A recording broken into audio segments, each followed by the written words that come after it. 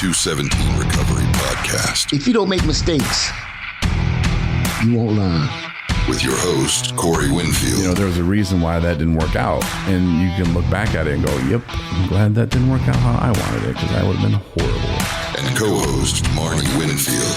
Fairly expensive membership to Gold's Gym when I was in college, but I use that all the time.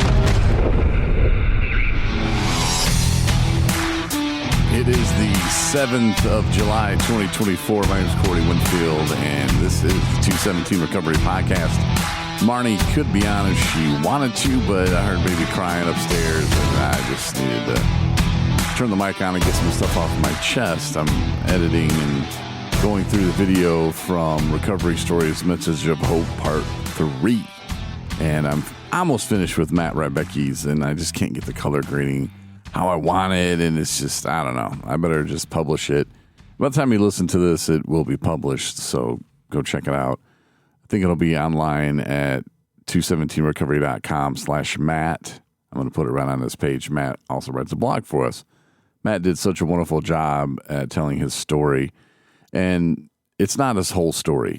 The Recovery Stories part of Recovery Stories Message of Hope, the Recovery Story part is a training I took with Megan Perry, and she's brilliant, and she can break down like just a key pivotal moment of your life. And actually, she doesn't break it down. She has you break it down, and you kind of cut out all the crap that you don't really need, and you just tell the story within a 3 to 5 minute time frame.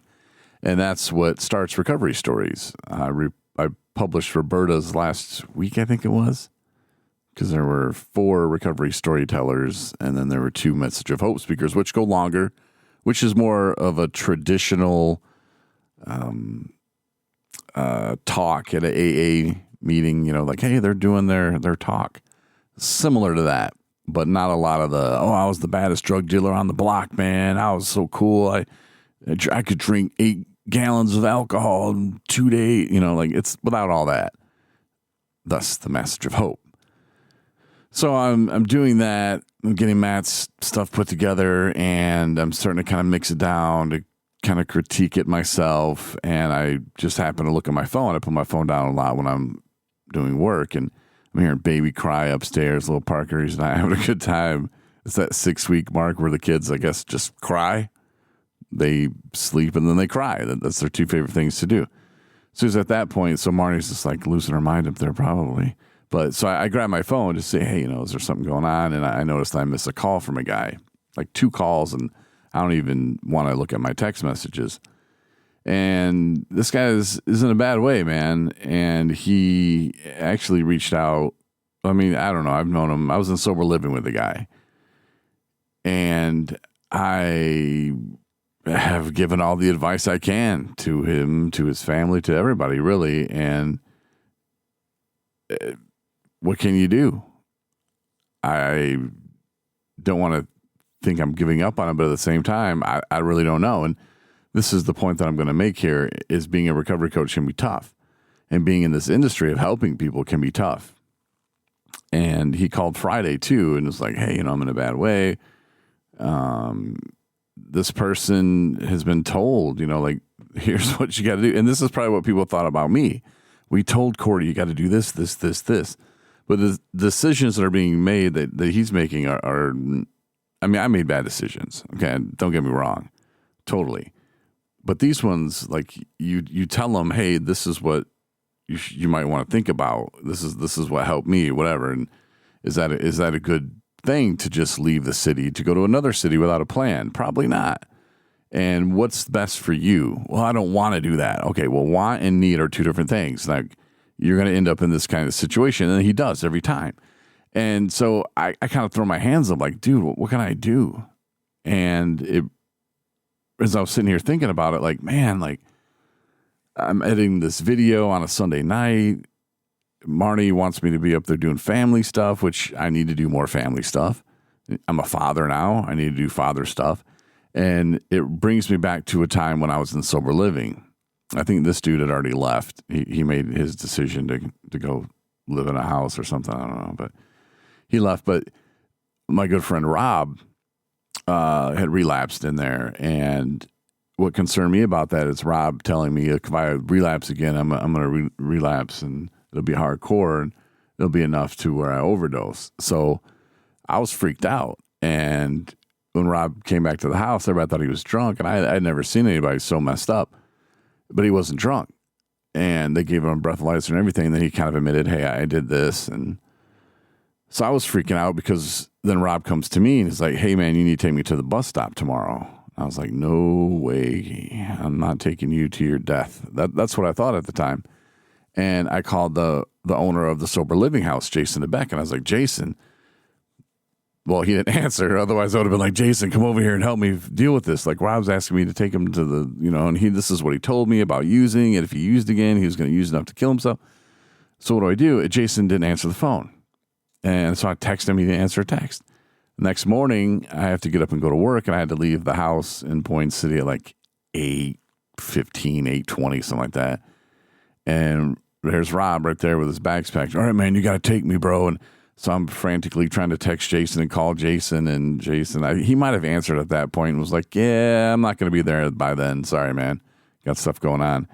And I remember being so mad at him. I was like, why wouldn't he come? Why wouldn't he deal with this?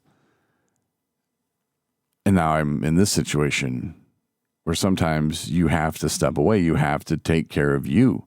I don't know what Jason was going through. Maybe he was dealing with some family emergency. Maybe he was just having a little alone time. Who knows? But you deserve that.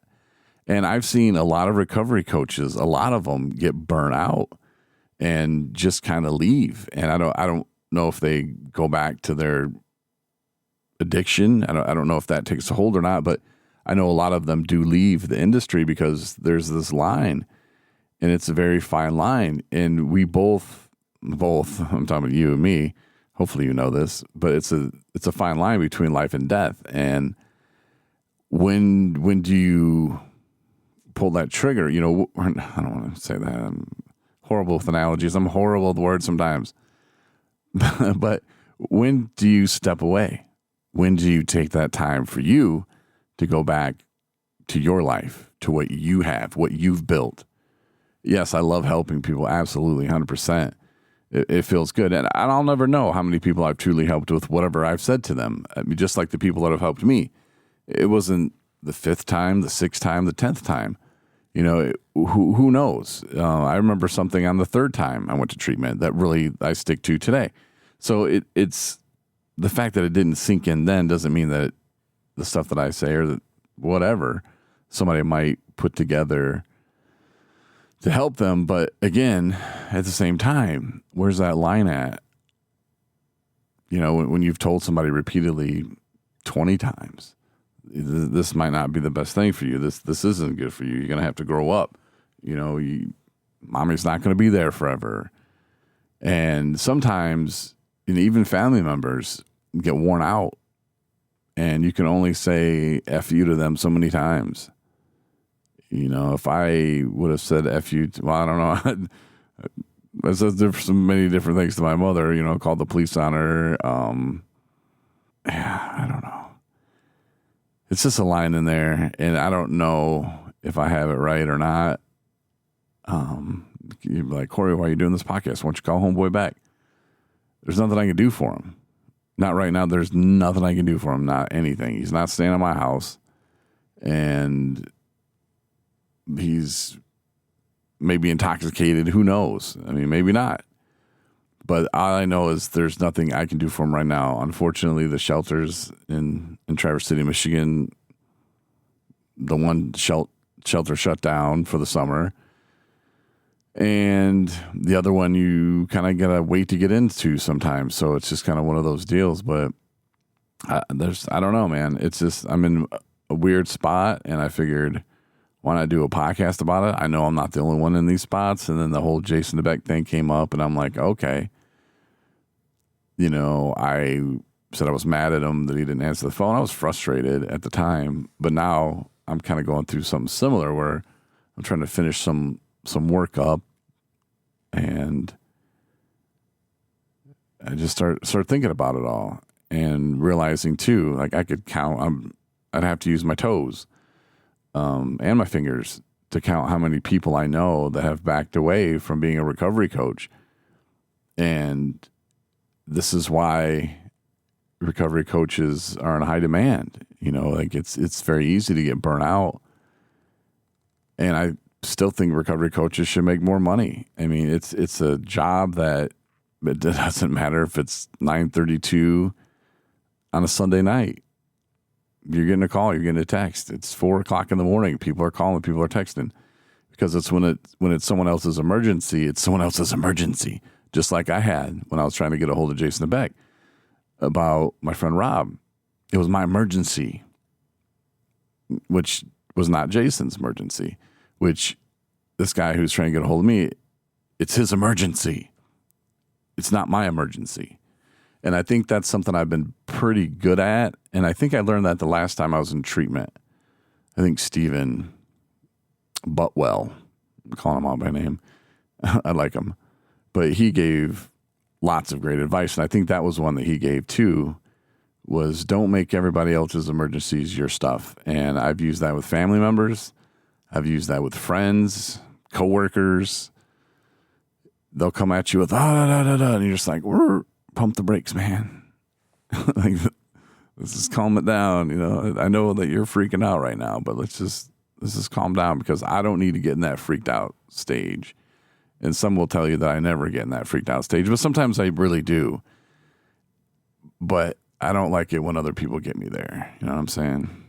So anyway, I just wanted to kind of get on and do a podcast. It's been a minute. This is the first podcast we've done in July. I kind of planned on doing one tomorrow from the office, the North Studio, but something just told me, you know what, you're kind of feeling this way.